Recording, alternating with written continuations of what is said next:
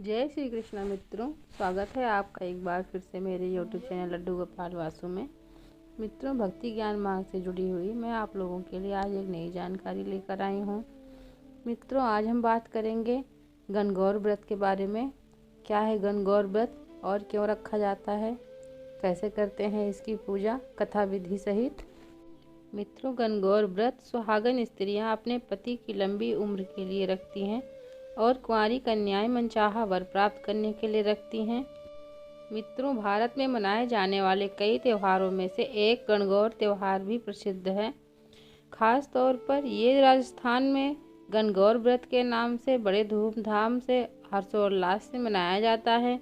गणगौर व्रत में गढ़ भगवान भोलेनाथ और शब्द माता पार्वती के लिए प्रयोग किया जाता है। आमतौर पर यह चैत्र पक्ष की तृतीया को मनाया जाता है। यह त्योहार आस्था और प्रेम का बोधक है। तो मित्रों, आइए अब जानते हैं गणगौर व्रत से जुड़ी हुई कहानी और पूजा से जुड़ी हुई महत्वपूर्ण जानकारियाँ। मित्रों, यह व्रत चैत्र मास की शुक्ल पक्ष की तृतीया को मनाया जाता है।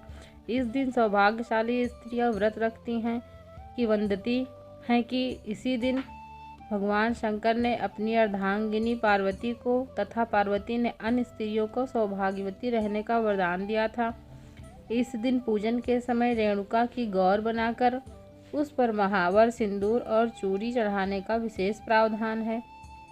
चंदन, अक्षत, धूप बत्ती, दीप नैवेद्य से पूजन करके भोग लगाया जाता है। विवाहित स्त्रियों को गौर पर चढ़ाए सिंदूर से अपनी मांग को भरना चाहिए। गणगौर का प्रसाद पुरुषों के लिए निषिद्ध है। मित्रों, अब हम जानते हैं गणगौर व्रत की कथा के बारे में। एक समय की बात है, भगवान शंकर पार्वती एवं नारद के साथ भ्रमण हेतु चल दिए।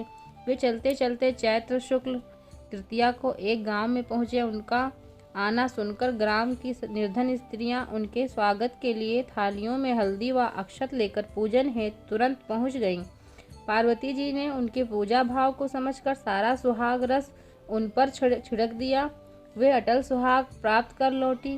थोड़ी देर बाद धनी वर्ग की स्त्रियां अनेक प्रकार के पकवान सोने चांदी के थालों में सजाकर 16 श्रृंगार करके शिव और पार्वती के सामने पहुंची।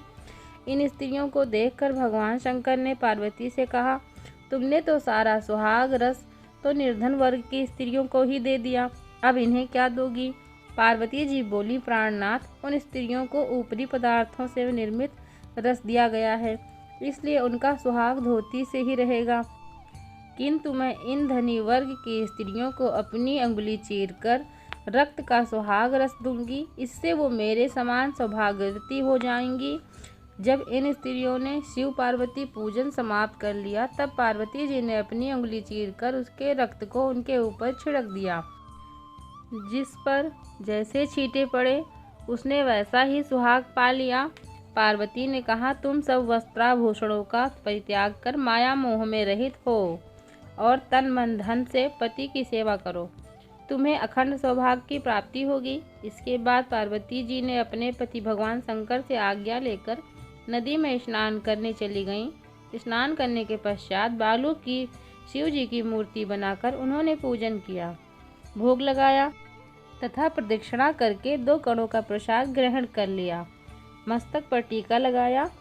उसी समय वो पार्थिव लिंग से शिव जी प्रकट हुए तथा पार्वती जी को वरदान दिया, आज के दिन जो स्त्री मेरा पूजन और तुम्हारा व्रत करेगी उसका पति चिरंजीवी रहेगा तथा मोक्ष को प्राप्त होगा। भगवान शिव यह वरदान देकर अंतर ध्यान हो गए। इतना सब करते करते पार्वती जी को काफ़ी समय लग गया। पार्वती जी नदी के तट से चलकर उस स्थान पर आई जहाँ पर भगवान शंकर व नारद जी को छोड़कर गई थी। शिव जी ने विलंब से आने का कारण पूछा तो इस पर पार्वती जी बोली, मेरे भाई भावज नदी किनारे मिल गए थे। उन्होंने मुझसे दूध भात खाने तथा ठहरने का आग्रह किया, इसी कारण से आने में मुझे विलंब हो गया। ऐसा जानकर अंतर्यामी भगवान शंकर भी दूध भात खाने के लालच में नदी तट की ओर चल दिए। पार्वती जी मौन भाव से भगवान शिव जी का ही ध्यान करके प्रार्थना की, भगवान आप अपनी इस अनन्य दासी की लाज रखिए। प्रार्थना करती हुई पार्वती जी ने उनके पीछे पीछे चलने लगी। उन्हें दूर नदी तट पर माया का महल दिखाई दिया।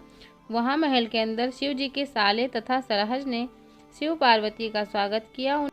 उन्होंने उनका आतिथ्य ग्रहण किया। वे 2 दिन वहां रहे। तीसरे दिन पार्वती जी ने शिव जी से चलने के लिए कहा तो भगवान शिव चलने को तैयार न हुए। तब पार्वती जी रूठकर अकेली ही चल दी। ऐसी परिस्थिति में भगवान शिव को भी पार्वती के साथ चलना पड़ा।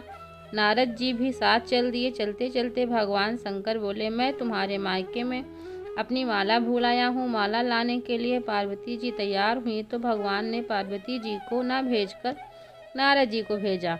पर वहां पहुंचने पर नारद जी को कोई महल दिखाई नहीं दिया। वहां दूर दूर तक जंगल ही जंगल था। गहन अंधकार वहां पर छाया हुआ था।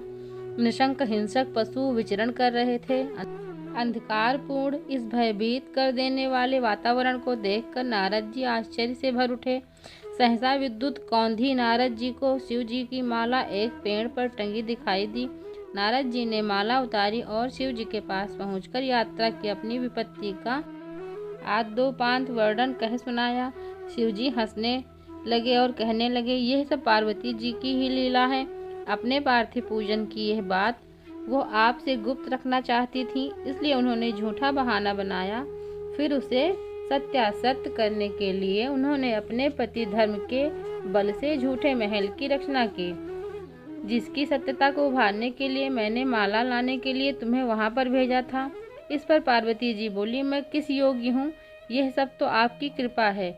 ऐसा जानकर महर्षि नारद जी ने माता पार्वती तथा उनके पतिव्रत प्रभाव से उत्पन्न घटना की मुक्त कंठ से प्रशंसा की।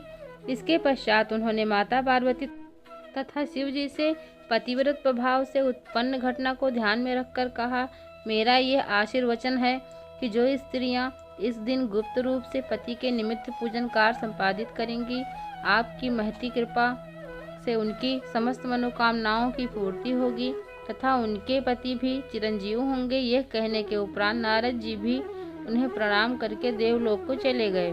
प्रसन्न मुद्रा में शिव पार्वती ने भी कैलाश की ओर प्रस्थान किया। जानकी माता जी ने भी माता पार्वती की पूजा करके मनवांछित फल प्राप्त किया था। चूंकि पार्वती जी ने यह व्रत छिपाकर किया था, अतः उसी परंपरा के अनुसार आज भी स्त्रियां इसे छिपाकर ही करती हैं और पूजन के अवसर पर पुरुष कभी उपस्थित नहीं रहते। मित्रों, भक्ति ज्ञान मार्ग से जुड़ी हुई गणगौर व्रत की जानकारी कथा सहित आपको कैसी लगी, हमें कमेंट बॉक्स में ज़रूर बताएं। वीडियो अच्छी लगी हो तो वीडियो को लाइक करें, चैनल को सब्सक्राइब करें। धन्यवाद। जय श्री कृष्णा।